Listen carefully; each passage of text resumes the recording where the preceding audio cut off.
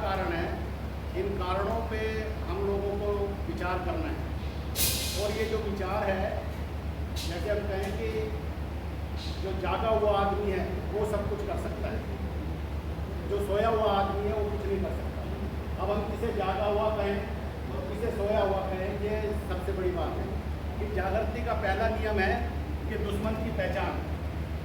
यदि हम अपने दुश्मन को जानते हैं और उस दुश्मन को ना केवल जानते हैं बल्कि उसके जो उसकी नीति और रणनीति है उसको पराजित करने के लिए वो भी हमारे पास में होनी चाहिए। केवल जानने से बात नहीं बनेगी, और इस नीति और रणनीति के तहत यदि हम आगे बढ़ते हैं और उसको पराजित करते हैं तो हम ये कह सकते हैं कि भी हम जागे हुए लोग हैं। लेकिन जब समाज को ऊपरी तौर पर देखते हैं तो ये पता चलता है कि ये समाज मानसिक रूप से गुलाम समाज है। बाबा साहब ने कहा कि दुनिया में सबसे बड़ी गुलामी मानसिक गुलामी है। जो लोग मानसिक रूप से गुलाम होते हैं वो लोग शारीरिक रूप से भी गुलाम होते हैं। अब ये मानसिक जो गुलामी है हजारों साल से हमारे देश में चल रही है, और ये जो हमारे महापुरुषों का आंदोलन, जैसे गुरु जी ने कहा कि फूले जी ने शुरू किया और रामास्वामी पैरियार, साहू जी महाराज और बाबा साहब से होता हुआ आज वर्तमान में भी मूल निवासी बहुजन समाज इसको बड़े स्तर पर पूरे देश में लड़ रहा है। लेकिन इस देश के अंदर जो समस्या है वो बड़ी रूप में है, और हम जो लोग हैं वो ब्राह्मणवाद के शिकार हैं और जातिवाद के शिकार हैं। तो ये ब्राह्मणवाद और जातिवाद क्या है ये हमारे महापुरुषों ने हमें बताया है। और आज का जो ये कार्यक्रम है ये इसीलिए है कि जब तक हम अपने समाज को जागरूक और संचित नहीं करेंगे तब तक हम लोग जो है इस देश के शासक और प्रशासक नहीं बन सकते। बाबा साहब ने उस समय में कहा 1935 में कि जाओ अपनी दीवारों पर लिख दो कि तुम्हें शासन करती जमात बनना। जो उस समय दीवारें नहीं थी हमारे पास में, जब हमारा पुरखा बोल रहा है कि तुम्हें शासन करती जमात बनना है, तुम्हें इस देश का शासक बनना है, और हम लोग जो है नौकर बन गए। और नौकर भी थोड़ा सा ही तबका नौकरी में आ पाया, उस नौकरी का भी उन्होंने जो करा, आज जो स्थिति आ गई है वो आप सब लोगों के सामने है। यानी सन 50 के बाद में तक 90 तक आते आते 39 वर्षों में जो थोड़ा बहुत हमारा विकास हुआ, ज़्यादातर जो नौकरी हमारे समाज के पास में आई वो 4th क्लास की आई, और 4th क्लास की नौकरी पे ही सबसे पहले ठेकेदारी और निजीकरण शासक जाति ने शुरू किया। तो वो जो लोग हैं वो नौकरियों पे आक्रमण जो कर रहे हैं वो उनका सबसे बड़ा कारण है कि जो हमारी आर्थिक स्थिति और जो भौतिक स्थिति जो हमारी सुधर रही थी उसको रोकना। तो मैंने शुरुआत में ये बात कही है कि दुश्मन की पहचान करना और उसका प्रबंध करना ये जागृति का पहला नियम है।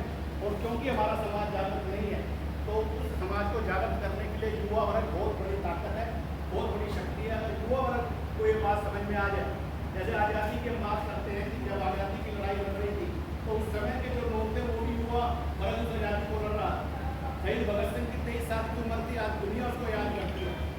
क्यों करती है? एक 23 साल की उम्र क्या होती है? लेकिन उस आदमी ने बताया कि आज़ादी जो है, आज़ादी से मेरी शादी हो गई। माँ कह रही बेटा शादी कर, करा आज़ादी से मेरी शादी हो गई। तो आज़ादी क्या है? आज़ादी से पहले हमें समझना पड़ेगा कि गुलामी क्या है। और मूल निवासी बहुजन समाज जो गुलामी इस देश में हमारे पुरखों ने और आज हम जो झेल रहे हैं, उससे बड़ी गुलामी दुनिया में कहीं देखने को नहीं मिलेगी। दुनिया में ये थी कि दास प्रथा थी, लोग जंजीरों से बंधे होते थे, लेकिन उनको पता था कि हम जंजीरों से बंधे हुए हैं। आज जो हमारा समाज है वो जंजीरों से बंधा हुआ नहीं है, वो मानसिक रूप से गुलाम है। उनको पता ही नहीं है कि हम गुलाम हैं। और इसलिए बाबा साहब ने कहा कि गुलामों को गुलामी का एहसास कराओ तब वो बगावत करेंगे। एहसास कराने वाले जो लोग हैं वो तो जो है सैलून की दुकान पे, चाय की दुकान पे और चौराहों पे खड़े हुए हैं, वो वाहियात बातों में अपना समय गुजार रहे हैं। उनको बहन बेटियों की इज्जत की परवाह नहीं है। उनको छोटे छोटे बच्चों को जो है मटके का छूने के लिए मार दिया जाता है। तो कहाँ इस समाज में युवा? तो युवा जो है वो सोच से बनता है, शरीर से नहीं।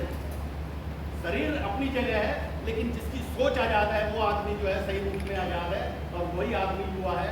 तो हम अपने युवाओं से जो है इधर अपील करने आए हैं। आज का कार्यक्रम अभी चलेगा, वीर सिंह जी और हम प्रभाकर जी डिटेल में इधर बात रखेंगे। आप निश्चित रूप में संगठन से जुड़ेंगे, सुरेश जी से जुड़ेंगे तो आपको एहसास होगा, एक नए जीवन का एहसास होगा। इस जीवन में रहते हुए ही, जैसे वो कई लोगों ने कहा विद्वानों ने कि जो लोग पढ़ते हैं वो एक जीवन में बहुत सारे जीवन जी लेते हैं। मान लीजिए आपने महापुरुषों के बारे में जानना है तो आप कैसे जानोगे? बाबा साहब के बारे में जानना है, फूले जी के बारे में जानना है, और जो तमाम महापुरुष हैं अगर आप उनको जानना चाहते हो, उनसे मिलना चाहते हो तो किताबें हैं, और उनको जानकर आप बहुत सारे जीवन का जो अनुभव अपने एक ही जीवन में ले सकते हैं। तो जो पढ़ना चाहता है उसको जो है, जो लड़ना चाहता है उसको पढ़ना होगा, जो पढ़ना चाहता है उसको लड़ना होगा, जो लड़ना चाहता है उसको पढ़ना होगा। ये हमारा एक सिद्धांत है। तो किताबें उधर बाहर है, उसको भी आप ध्यान रखेंगे। इस कार्यक्रम के बाद में उसको लेने का काम करेंगे। और आज इस कार्यक्रम में आप आए, मैं आप सभी का अपने आभार